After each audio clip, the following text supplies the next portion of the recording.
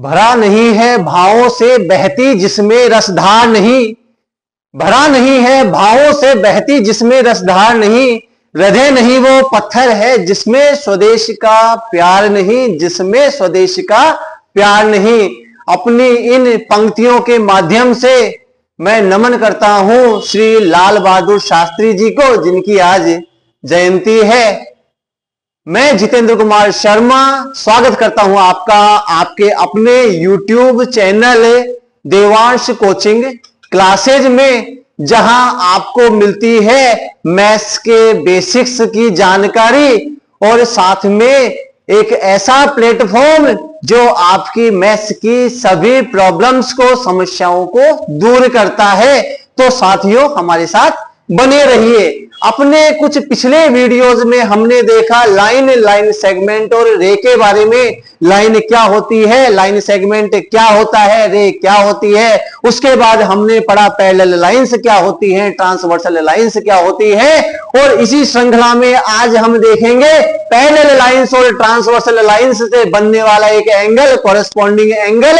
चूंकि ये एंगल तो छोटा सा है, कॉरेस्पॉन्डिंग एंगल छोटा सा है, लेकिन ये ज्योमेट्री के विविध विषयों में काम में आता है। कई टॉपिक्स ऐसे हैं जो इस कॉरेस्पॉन्डिंग एंगल के बिना अधूरे हैं, जो इस कॉरेस्पॉन्डिंग एंगल के बिना अधूरे हैं। आइए जानते हैं हम कॉरेस्पॉन्डिंग एंगल के बारे में। देखिए दोस्तों, कॉरेस्पॉन्डिंग एंगल के लिए ये एंगल फॉर्म कब होगा, उसके लिए सबसे आवश्यक जो स्थिति है, सबसे आवश्यक जो कंडीशन है, वह है कि दोनों लाइन से पैरेलल होनी चाहिए। अगर मैं पहली लाइन ए बी खींचता हूं और इसी के पैरेलल दूसरी लाइन में सीडी खींचता हूं, दूसरी लाइन में सीडी खींचता हूं, यहां मैं कहता हूं कि जो लाइन ए बी है वो पैरेलल है लाइन सीडी के, लाइन ए बी है वो पैरेलल है सीडी के। और एक अन्य लाइन जो इन दोनों लाइंस को इंटरसेक्ट करती है, इन दोनों लाइंस को इंटरसेक्ट करती है, उसे मैंने आपको बताया था, उसे ट्रांसवर्सल लाइन कहते हैं। पैरेलल लाइंस और ट्रांसवर्सल लाइंस एक एंगल फॉर्म करती है, उस एंगल को हम कहते हैं कॉरेस्पॉन्डिंग एंगल।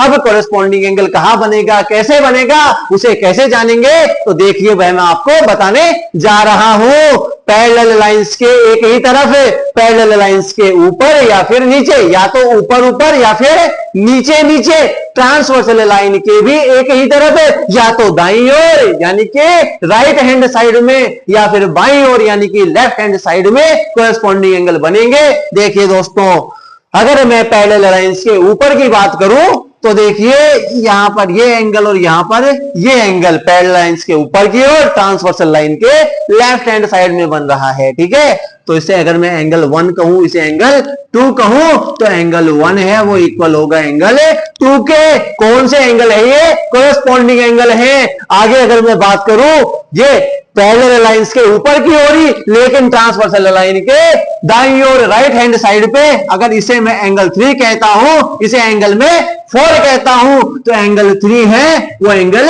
4 के इक्वल होगा।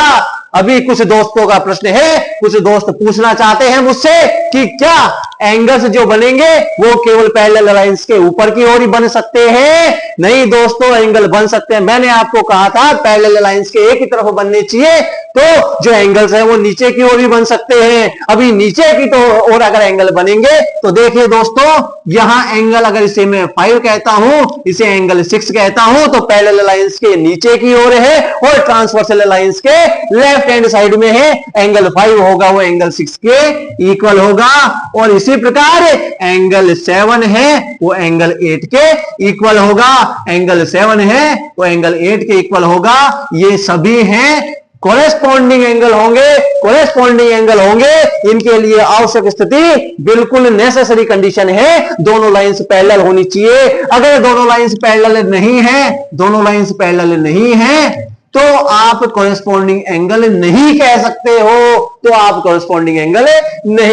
हो। तो दोस्तों, आज हमने जाना कॉरेस्पॉन्डिंग एंगल के बारे में। हमारे साथ बने रहिए, हम अपने अगले वीडियोज में जानेंगे पैरेलल लाइंस और ट्रांसवर्सल लाइंस कॉरेस्पॉन्डिंग एंगल्स के अलावा और कौन से दूसरे एंगल्स फॉर्म करती है। धन्यवाद दोस्तों।